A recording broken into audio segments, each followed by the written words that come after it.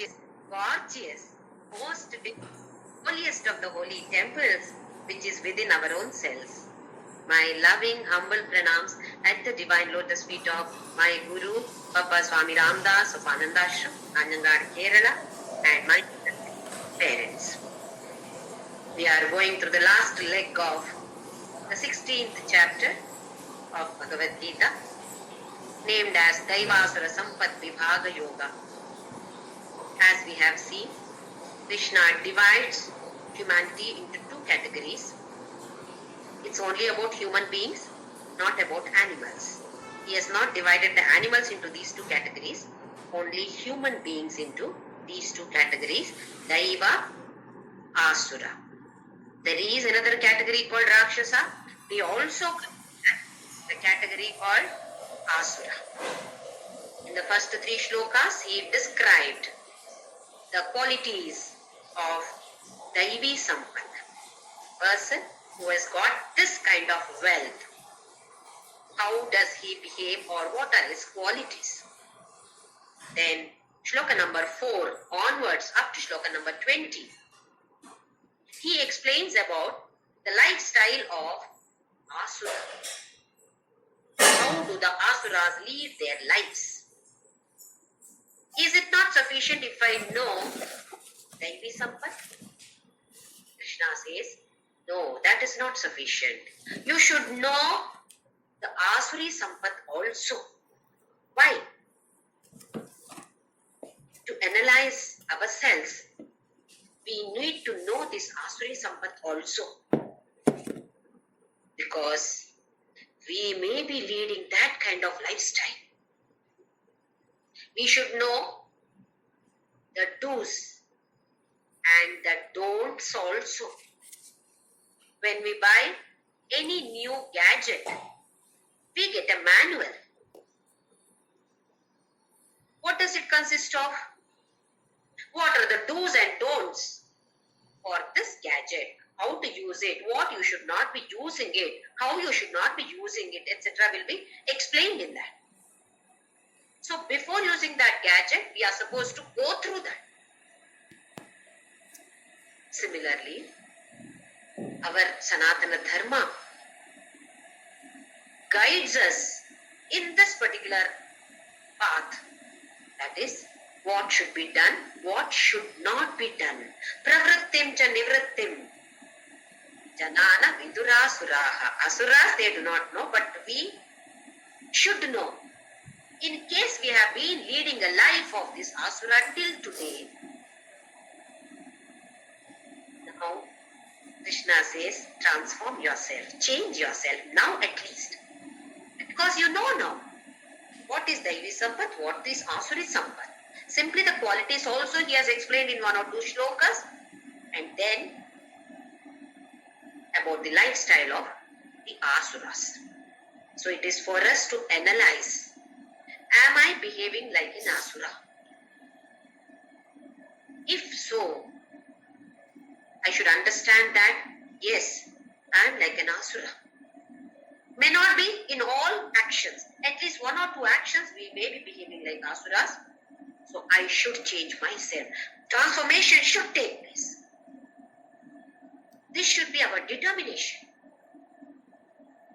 So in 21st shloka, he says, Trividam Narakasyeda Dwaram Nashanam Atmanaha. For Atma Nasha, so we are destroying our own selves. There are 3 ways, Trividham, Dwaram Narakasya Idam. To reach this hell, there are 3 highways. Like how we have highways. From Kerala to Bangalore, there is one highway. From Kashmir, another highway. From Bombay, maybe another highway. So there are different highways. We have so many highway numbers. They are numbered. Here there are only 3 numbers. Number 1, 2, 3. Only 3 highways which will lead you to Naraka. Sure, for sure. What are they? Kama, Krodha and Lobha. In fact, there are many more roads, but Krishna says these are the highways. Especially the first one, Kama. So he says Tasmat, that is why these are the main highways, Arjuna, which will take you to Naraka, which you don't want to go. So what should be done? These three you have to leave them. Go beyond them. Tyaje. Renounce all these three. Kama, Krodha and Moha. Loha. Even in these three, if at all we are able to control the first one, Kama, then all the rest will come under control. Kama is desire, Ichha. Here, Tyaja does not mean that you have not have desires at all. No. I shouldn't have any desire. That itself is a desire. So how can Krishna say that you should not have desires? So Bhagavadgita never says, our Vedas or Shastras, Puranas never say that don't have desires. They say you have desires. But refine them. You have to refine your desires. When we were kids, we used to have the desire, I want this balloon, I want this toy, etc. Do we still have the same kind of desire at this age? Definitely no. As we grow older, or maybe even come to teenage, then you are not worried about a balloon or a toy. You are more worried about one two-wheeler. I want my parents to give me one two-wheeler. That is a desire. Slowly, it changes into different kinds of desires based on the age. So here Krishna says, you must transform. If at all you had tamasic desires, transform into rajasic desires. If at all you have rajasic desires, then you have sattvic desires. You try to have sattvic desires. We have to put all our efforts. It will not come by itself. It is not going to fall from a tree on us.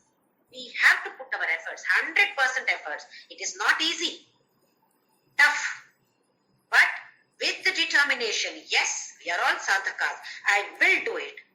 I will stick to this. My determination. I have determined to do this. I will do this kind of determination. Once you come to the sattvic desires, then establish in the sattvic desires and slowly try to go beyond that too. So here, Krishna does not say don't have desires. Have good, wise desires. Desires by fulfilling which some people in the society will be benefited. Not only we, not only one person. Some more people will be benefited by my fulfillment of this particular desire. Adi Shankaracharya wrote so many stotras. It was not needed for him. He was beyond all those. It is for our sake that he has written. See how we are benefited by chanting Saundar Lahari, Shivananda Lahari. Why only those Laharis? So many stotras that we chant. Not only Shankaracharya, there are so many acharyas who have written so many stotras, not for themselves. It is for people like us. How we are getting benefit out of all this. It is because of one person or a few such saints who had such a wisdom and noble thoughts. So why can't we develop such noble thoughts? So it is to transform ourselves. Otherwise, we will be treading on this highway which will lead to Naraka. Definitely, none of us is interested in going to Naraka. So Krishna is giving a warning here. If you don't want to reach Naraka, control these three, especially the first one, Kama. Have noble desires. Have the desire that I want to study Bhagavadgita. I want to know what Sanatana Dharma is. I want to follow that to the extent possible. I am an ordinary human being. I am not a saint. I am a grihastha. To what extent it is possible, I will try my best. So we must pray to Krishna. Make me have such desires. Otherwise, I'll be having only worldly desires which will pull me down into this samsara sagara. Make me have this kind of noble desires. So instead of giving a prayer that give me this, give me that, give me this, all worldly desires, let us pray to him to give us this kind of desires, noble desires, by which I will be benefited. Somebody else also will be benefited. See, a good person is always working for the society. A noble person always works for the society, works for the upliftment of the society. Below that person is another kind of category of people who will work for the others as well as for themselves, for me and for the others. Not only for the sake of others, Swartha is there. I also should be benefited. Along with that, they also can be benefited or may be benefited. This is the next category, lower category. Still further lower category is only I should be benefited. Nobody else should be benefited. If I know anything, I will not tell anybody because they should not be benefited. Only benefit should come only to me. This is lower category. Still further lower category is there. What is that category? Even if it is something tough situation for me, I don't mind, but some negative should happen to the others. I will have to face some tough situations because of this, but I don't mind because they will be in trouble. See, there are so many people who have such kind of desires. This is the lowest category. Let us not fall into this category. If not the topmost, let us not be in the lowermost category. Whatever happens to me, it's okay, but downfall of that family should take place. Many times we have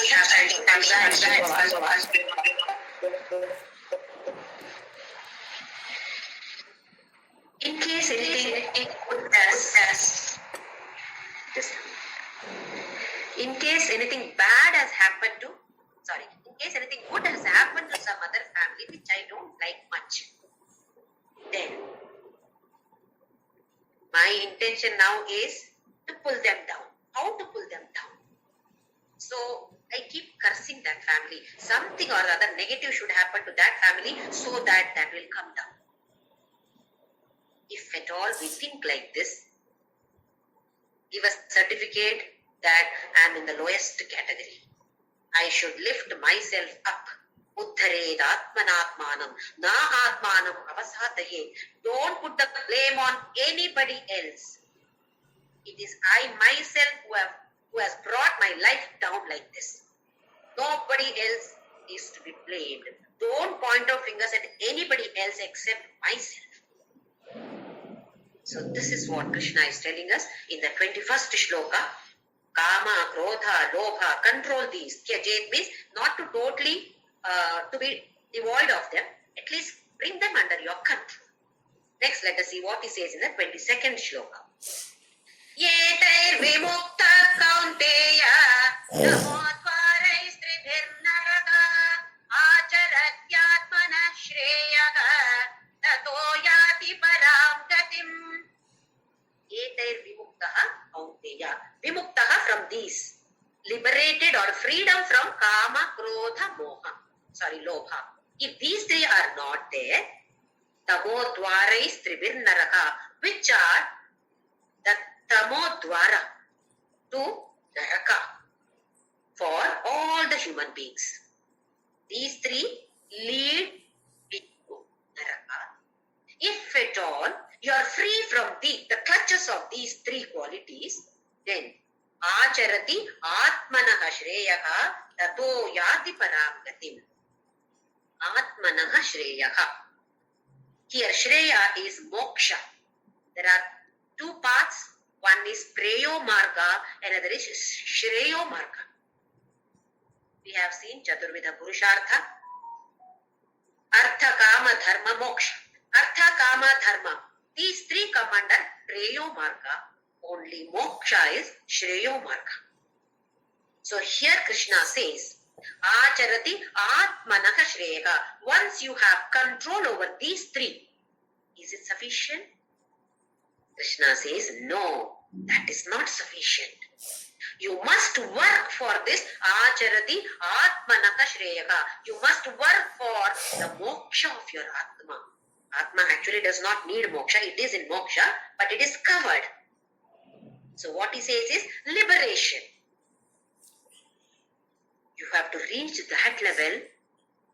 To reach that level, just leading ethical life, dharmic life is not sufficient, says Krishna. He has described Daivi Sampat, Asuri Sampat very well now. But he says that these are only the preparations. That is not the end. For that end, you have to work further. How should you work? Jnana Yoga, Shravana Manana Nidhi Dhyasana compulsorily needed. I can say I am leading a very religious life. I am not doing any adharmic actions. All my actions are dharmic only. I am leading a very, very ethical life. Very good, no doubt about it. Good person. But you will not get moksha. For moksha, just leading ethical life is not sufficient, says Krishna. If you are leading ethical life, you don't have jnana, you are still a jnani only. Ethically ignorant person, that's all the difference is. Does it mean that he is not giving importance to Daivi Sampat? Definitely, he gives importance to Daivi Sampat. If at all we have Asuri Sampat, we must transform ourselves into this, attain this wealth, Daivi Sampat. But that itself is not sufficient. It is compulsorily needed, but that is not the end. That is not sufficient to attain moksha. Acharati atmanaha shreyaha. Further, you have to work for it. We are all leading dharmic life. That's what we think. Many times if we analyze ourselves, we come under the category called asuras. We have lot of asura sampat, maybe one or two Daivi sampat.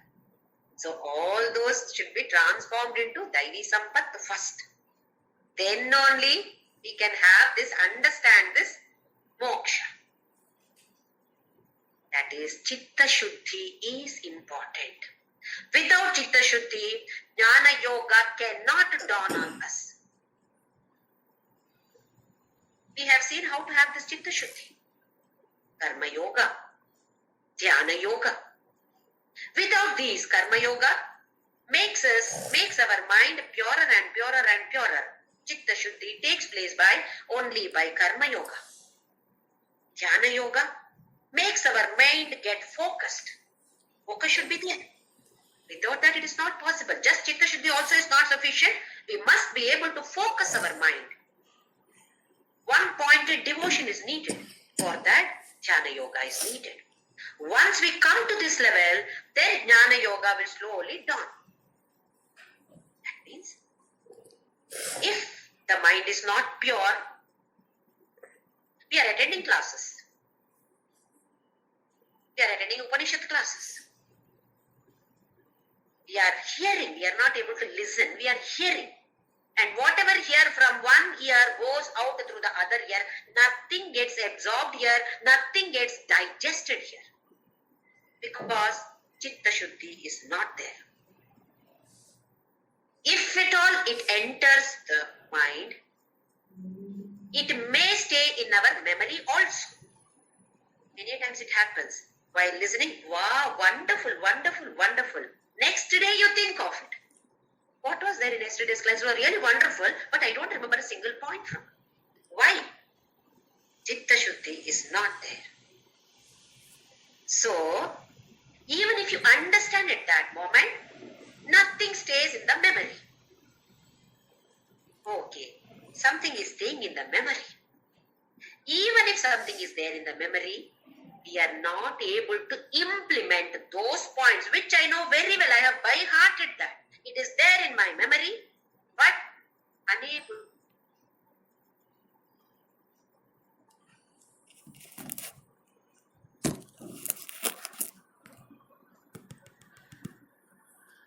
Ashrama dharma we have seen.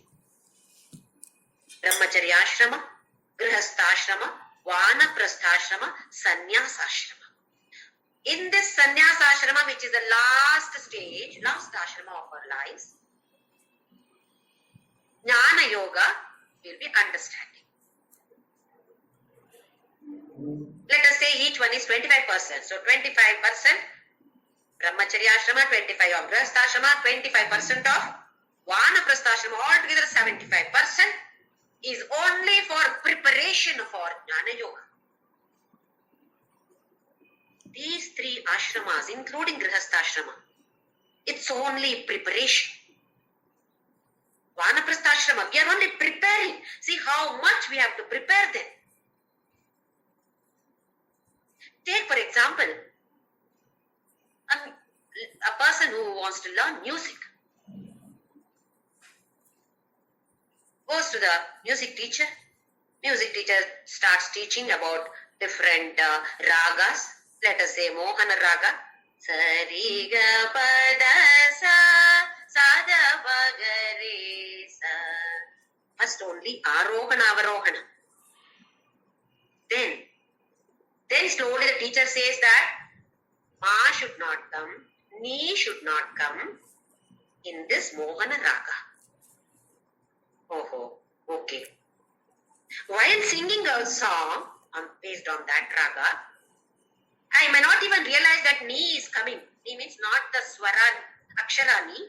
That swara, in that swara, my song is going in that Ni swara or Ma swara. I don't even know that it is wrong. The teacher points out. See, this akshara what you're singing is going to the position of Ni, position of Ma, which is not there in Mohana Raga. It is wrong. I don't even realize that it is going to Ni or Ma's place. Slowly, as I practice, I understand what Mohana Raga is, what swara should be there, which swara should not be there, I understand. Next time when I sing, I am very careful so that Ni and Ma are not touched at all. Slowly, I become an expert in Mohana Raga or any particular raga. I am taking only example of this particular one raga. See how much the student has to practice for this one raga to become a specialist in that raga. Alapana, raga alapana.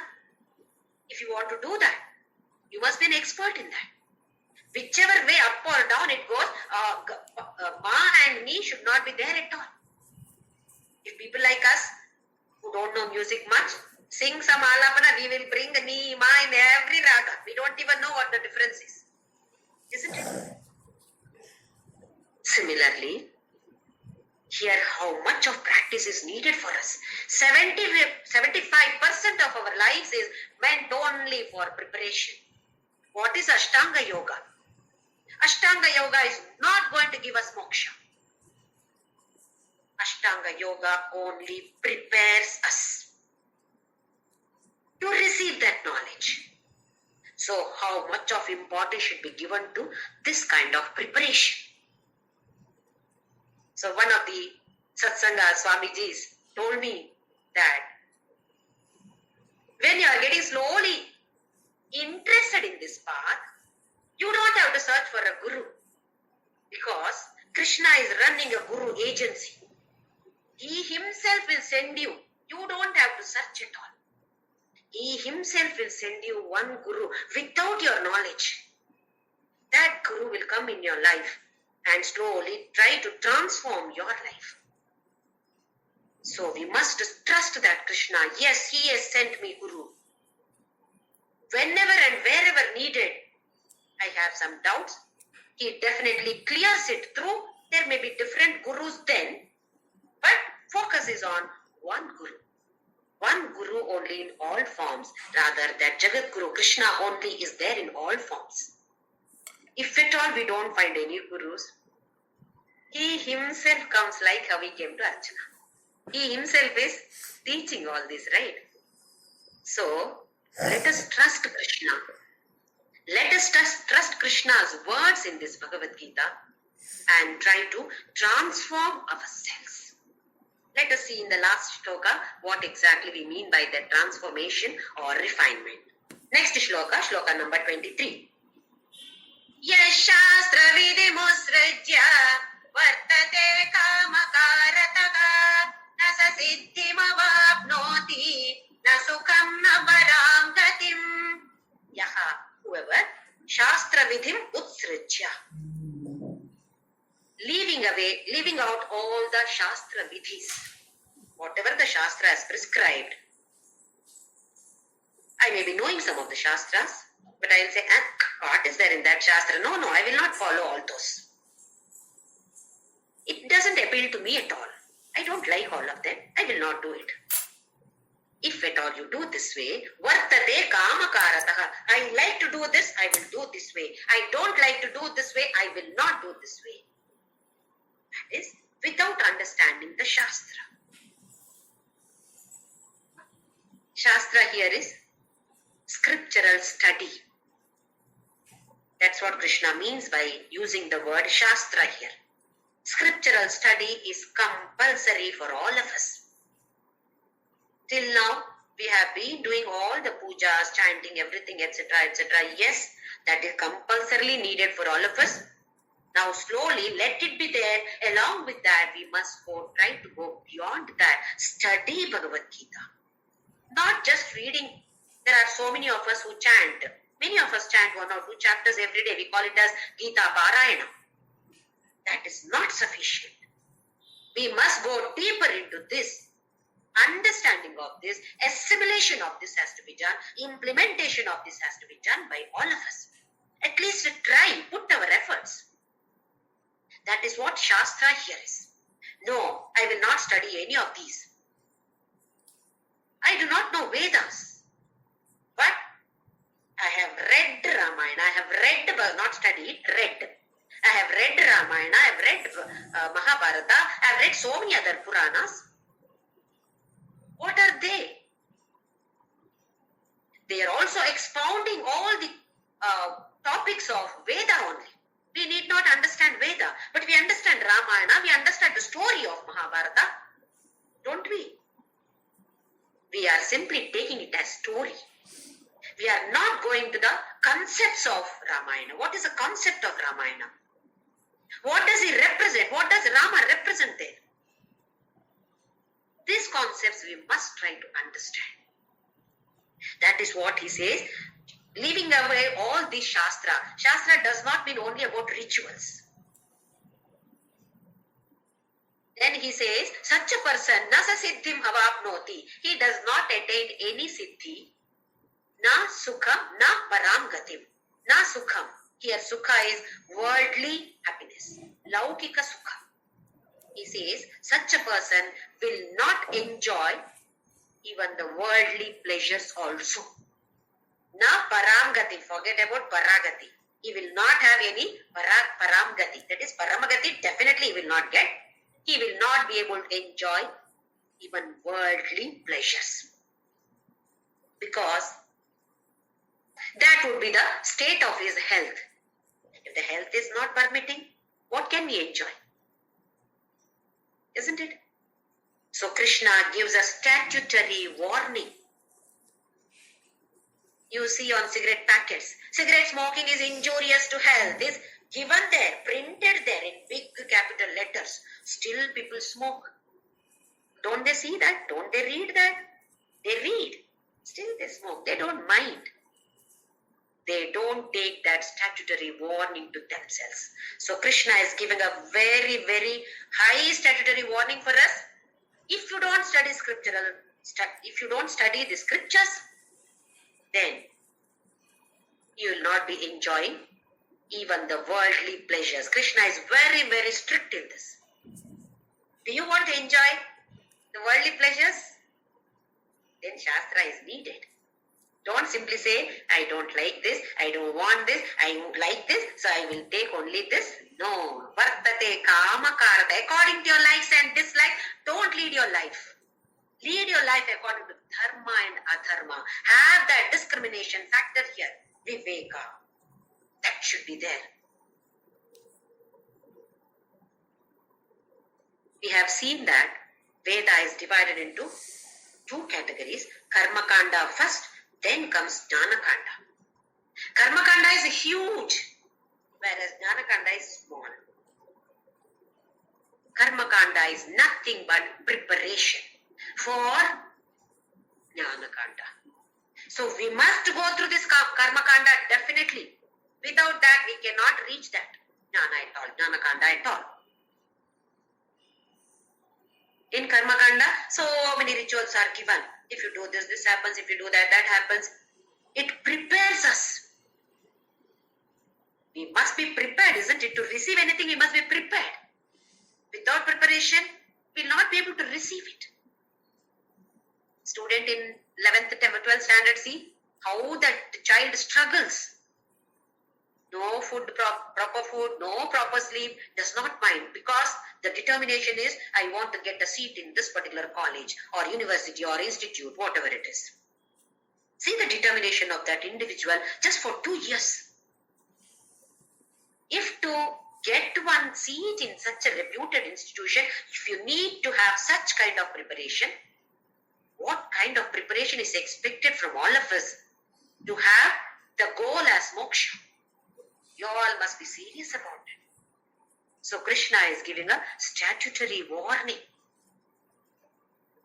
I have narrated one story which probably will be related with this particular concept here. Once a saint came to a kingdom.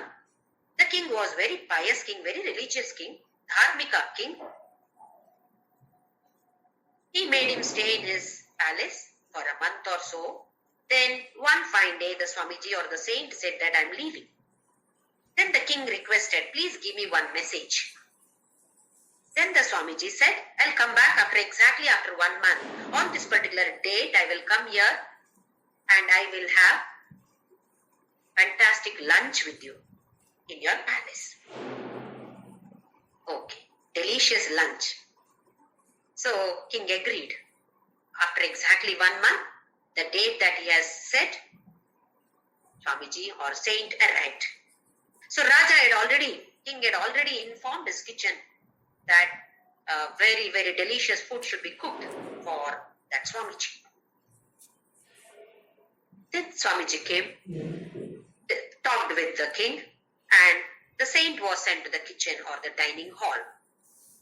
King hadn't gone with him because there are other people to serve. So the saint went inside and there was a big plantain leaf laid for the saint, and there are so many dishes. So the servants started bringing them. Then the saint said that, please don't serve on this leaf. I have a bag with me. Please put it in this bag. Servants were putting all these dishes in the bag. Okay. Anyway, Swamiji, whatever he says, we have to listen. So they said, okay, Swamiji, open your bag. So he has brought a big cotton bag. He opened that. It was stinky. All horrible, rotten stuffs were there inside the bag. And the saint is smiling and saying, come on, sir, put all the dishes in this. The servants were scared. Do you want us really to put in this? It is stinking, Swamiji. It's okay, no problem. You pour in this. You put in this. They could not do it. So they called for the king. The king came. The king asked, what is the problem? So they said that he wants us to put all the dishes in the bag, and bag contains all rotten items. How can we put in this? The king also was astonished. Then the king asked the saint, I don't understand. What do you mean by this?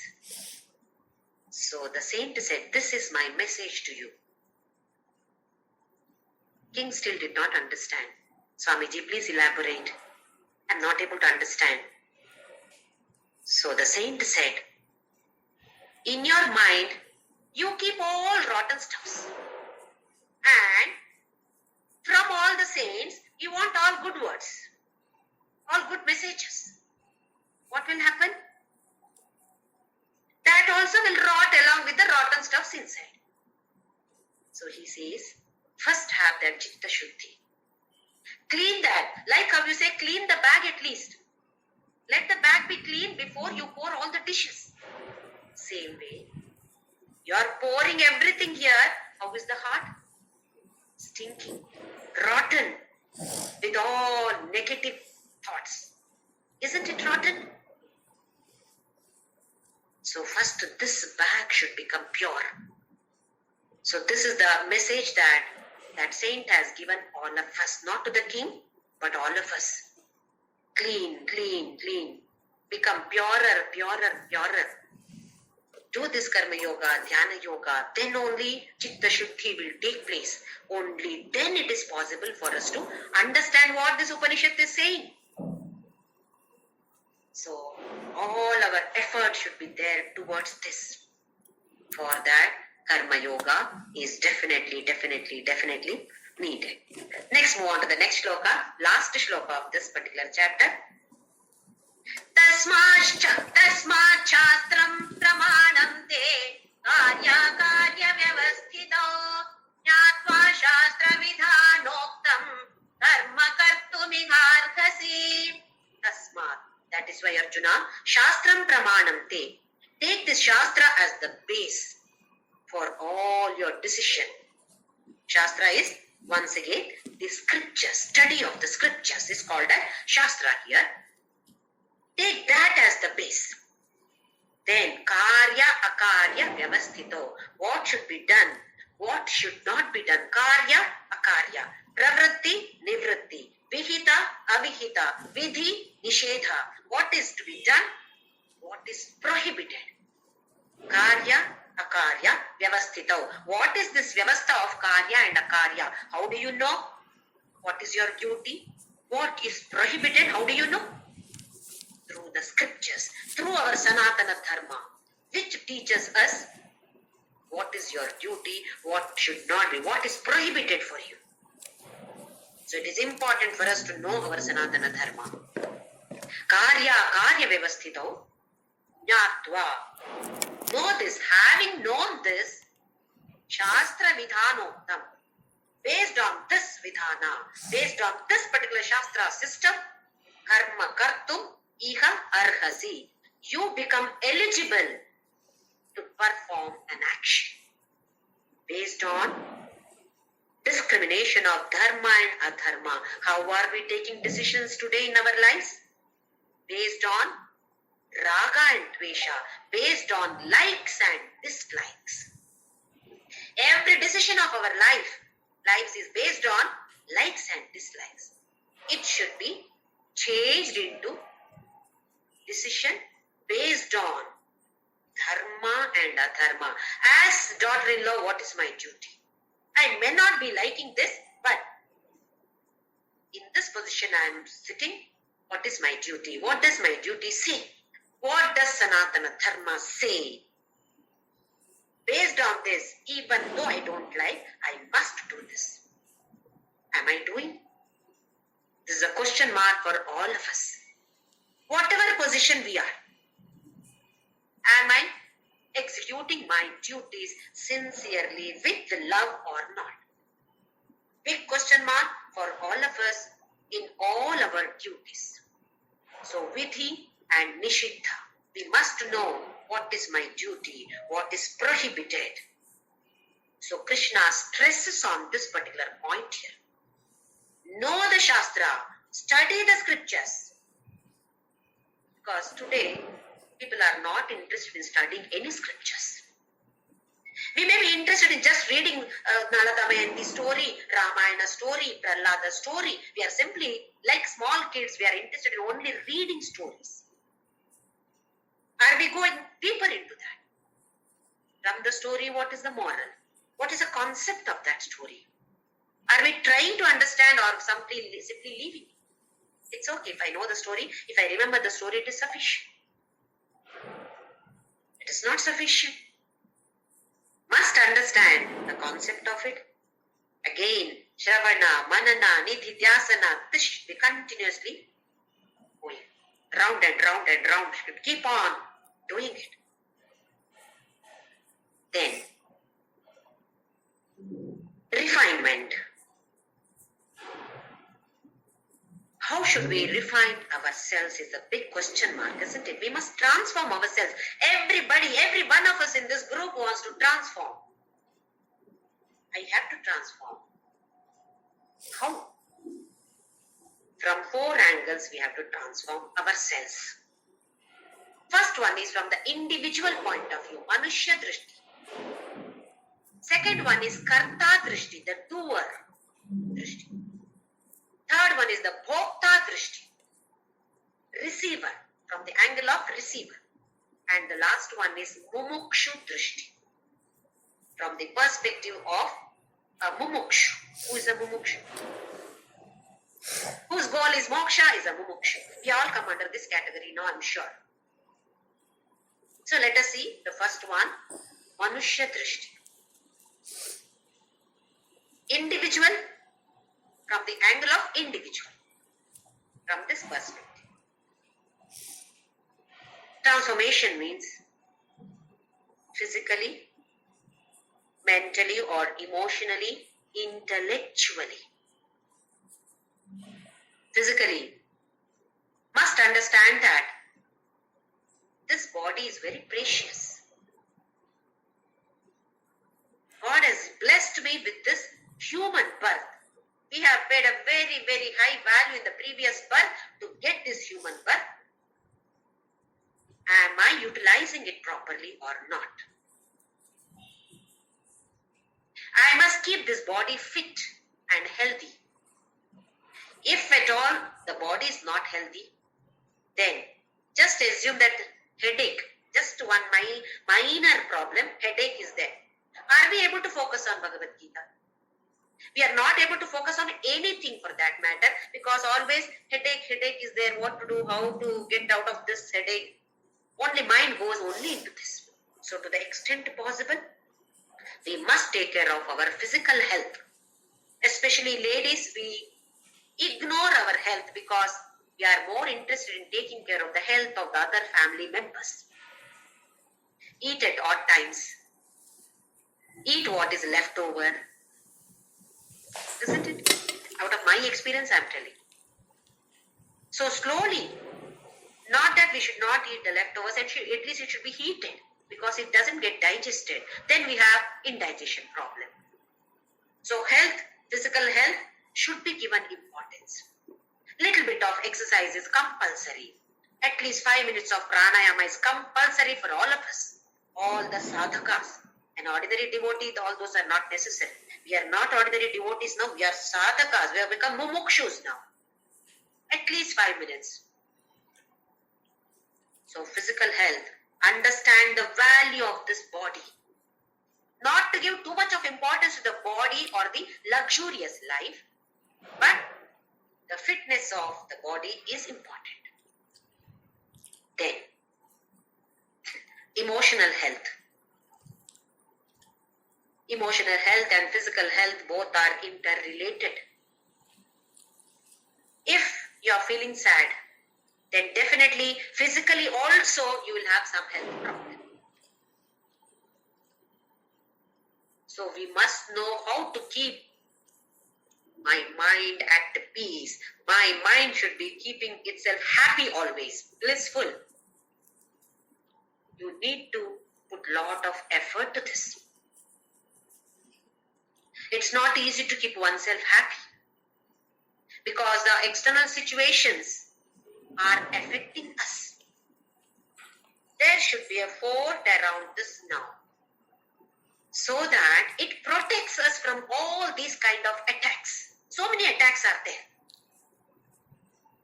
We should know how to protect ourselves from all these external attacks. So emotional health should be given lot of importance. A mind which is at peace will be able to study the scriptures. Whereas mind which is not at peace, not being happy, will not be able to focus on anything for that matter. Forget about understanding. Do not be able to focus anything, on anything. Not only scriptures, about anything else also do not be able to focus. So we must give lot of importance to the emotional health. How do we get this emotional health? Daivi Sampat. If at all we have Asuri Sampat, it will lead us to mental ill health. Whereas Daivi Sampat will lead us to mental peace. Do you want to be blissful? Lead a blissful life? Develop those Daivi Sampat. Transform your Asuric Sampat into Daivi Sampat. So many qualities that he has described, so little by little we can practice. Otherwise, Krishna is giving a statutory warning. So physical health, mental health, then intellectual health. Not that we don't have intellect. All of us are blessed with wonderful intellect. But unfortunately, we are using this intellect for some other things, not for the scriptural study. Our buddhi is being used in wrong track, wrong direction it is going. All of us are blessed with good intellect. Now, we should understand, yes, God has blessed me with good intellect. Now, I should utilize it to learn Bhagavadgita, learn the scriptures, understand what Sanatana Dharma is, how to move forward in the path of spirituality. I should be using the intellect in that way, becoming wiser and wiser and wiser. So this is from the individual point of view or Manusya Drishti. Second one is Karta Drishti. Being a doer. We know that we are not doers, we are only instruments, but still we are feeling that we are the doers, isn't it? So let us take it as we are the doers, Karta Drishti. Doing. How do we do? Assume that there is a situation. Somebody is abusing me. Can impulsively react. Because that person is shouting at me, I can also shout back. Impulsive reaction. Without giving any thought to what will happen if I talk like this. There are so many different factors. If at all my reaction is impulsive, I must call myself as an animal, because only animals have these impulsive reactions. Having studied Bhagavad-gita, I cannot react impulsively. From the Karta point of view, how should I respond? What should be my behavior there? Let the person abuse. Now, let us start thinking. If I talk some nonsense, what will happen to me? What will happen to my family? What will happen in the society? What will the repercussion of these words that I am going to use now? Try to analyze. From all angles, try to analyze. It will definitely take some time to analyze. So, you are not going to talk back immediately because that person is shouting, okay. Because that person's shouting is not in your hands. But God has given us a free will. Use this free will now. Don't say that it is fate. No, it is not fate. It is free will. God has blessed all of us with this free will. Use that free will at this juncture. What should be my reaction here? How should I behave? What should be my vartana here? Pravartana. If I use abusive language, what will happen? What are the consequences of this word that I'm going to use now? If at all you analyze from all angles, we will not be having any kind of impulsive reaction. We will simply give a wonderful, nice response. So this is from the Karta Drishti. Can we all try? Shall we all try? Next time any such, not that we pray that such situation should happen. No, that such situation will definitely be there. In all families it's going to be there. When such a situation arises, oh, God has given me an exam. I'm going to pass this exam. How? By not talking back nonsense, not using abusive language towards anybody. Analyze. What can I do? What will be the best? How can I handle this situation in the best way? Shall we all try? Yes, we all should try this. This is from the Karta Drishti. Refinement is taking place in me. Refinement should take place. If not, I belong to the animal category. So this is from the Karta Drishti. Next one is the Bhokta Drishti. As a receiver. See, this Karta and Bhokta are interrelated. When you receive, you have received some abuses now. Patient. Can I make use of this situation to learn a lesson? Okay, this is very bad situation for me, but there is a lesson in this situation that God is trying to teach me. If I don't learn the lesson, if I simply keep on complaining and cribbing about it, then I have not understood Bhagavadgita at all. Waste of attending all the classes. Waste of speaking once. Not for you, for me. I am also not able to handle the situations. Speaking is easy. What is there? Refer some 100 books and prepare one class and listen to some satsangas and simply blabber. Very easy. Not at all difficult. Implementation? Not easy. Karta and Bhokta, how they are related? Let me just give an example. One student prepares well for the exam. Now he is going to write the exam. He is about to start from home. There is a quarrel between the mother and father at home. Fight between mother and father. So, he is the receiver of this. He receives whatever mother and father are shouting at each other. The child is receiving that. He is a Bhokta. He gets affected. As a Bhokta, he gets affected. He goes to the exam hall, writes exam. He is a Karta there. How can he write? How much? Whatever he has studied, do you think he will be able to recollect there? Because the mind is agitated. Because of the fight between the mother and father, he as a Bhokta, he has received all those. Now as a Karta, efficiency comes down. So if you want our actions to be efficient, if you want to be a good Karta, you should be a good Bhokta also. Any kind of situation, good or bad, there is nothing called good or bad, but we feel that it is good or bad. Try to understand. Try to get a lesson from every situation. In fact, when there is difficulty, tough situations, we learn more. Isn't it? This is our experience. When there is happy situation, we don't learn anything. When there is some sad or tough situation, we learn a lot.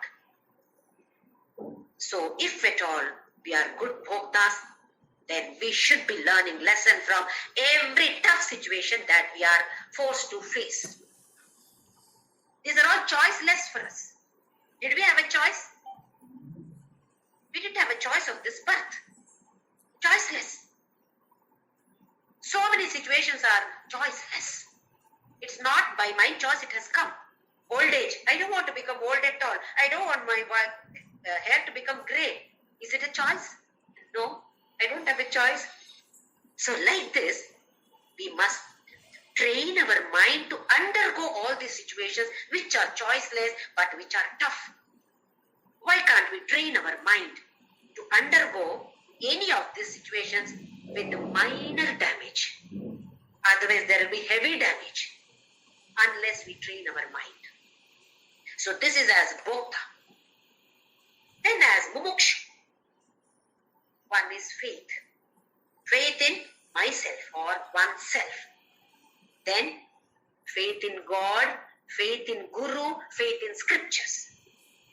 These four faiths are important. Faith in oneself, faith in God, faith in Guru, and faith in scriptures. If we have this kind of faith, then our drishti is right. We are moving on the right track. Once again, in this karta drishti, we can become karta. Some of our actions should be beneficial to the society. At least a few of the actions should be beneficial to the society in some way or the other. As I said just now, category number 1, category number 4. Category number 4 is, even if anything bad happens to me, it's okay, but bad should happen to them. This is the last category. Let us not come in this category. To give the example of Sri Ramanujacharya, when he was very young, he found a guru. In fact, he had requested that guru to give him mantropadesha 17 times. Guru rejected. 18th time, he was given Ashtakshari mantra as Guru Upadesha. Om Namo Narayanaya. Then the Guru told him, rather warned him, don't reveal this mantra to anybody, because this is such a powerful mantra. Don't reveal to every Tom, Dick and Harry, don't reveal. If at all you reveal, you will go to hell. But this mantra will give you moksha, will give you all worldly pleasures also. That is the mahima, greatness of glory of this mantra. So he explained about it. Ramanuja was very happy. So he went back. On the way back, he saw some villagers. All were having some or the other problem in their lives. Then the thought came, why not I teach them this Ashtakshari mantra? But the warning is there. Don't teach every Tom, Dick and Harry. If at all you teach like this, you will go to hell. That warning also is there. Then the second thought came. So what if I go to hell? So many people will be benefited. So he called all people, come, I am going to give you wonderful mantra by which you all will be happy. Oh, so many people gathered there. Then he told them, this Upadesha, Om Namo Narayanaya, all of you chant this with a lot of faith. Oh, the glories of Ashtakshari mantra was described by Ramanuja. The Guru came to know about it. He came running. Hey, mad fellow, what are you doing? I told you not to tell them all. But then Ramanuja, you will go to hell. Ramanuja said, Guru, I don't mind going to hell, but let them have happiness out of this. Then the Guru felt that this Ramanuja has reached that level. Where am I? I'm so selfish. Whereas he has reached that level. He doesn't mind going to the hell where the other can be benefited. See what kind of noble thought was there, noble desire was there to free all the others from the clutches of this samsara. Even if I go to Naraka, it's okay. What kind of noble thought is that? Even if anything bad happens to me, it's okay. Let the others be happy. We may not be able to come under this category, but at least see that we don't come under that category where anything bad happens to me also, it's okay, but bad should happen to them. That category is definitely Asura category. So I feel that 14th chapter and the 16th chapter also, Krishna has described wonderfully what qualities we should have, how should we lead our lives, what should be our lifestyle. Otherwise, he has given the statutory warning. Na sukham. You will not be able to enjoy even the worldly pleasures, Arjuna, if you don't understand your duties or vidhi and nishedha. If you don't understand what dharma is, what adharma is, then you will not be able to enjoy even the worldly pleasures. This is a very, very strict warning from Krishna to all of us, not only to Archana, to all of us. So let us all try to understand, assimilate, and implement all these, whatever we can understand from this. So it is not sufficient if we just go through Bhagavad Gita, not sufficient if we just chant Bhagavad Gita, not sufficient if you worship Bhagavad Gita. Gita Mata is expecting all of us to implement whatever she is advising us.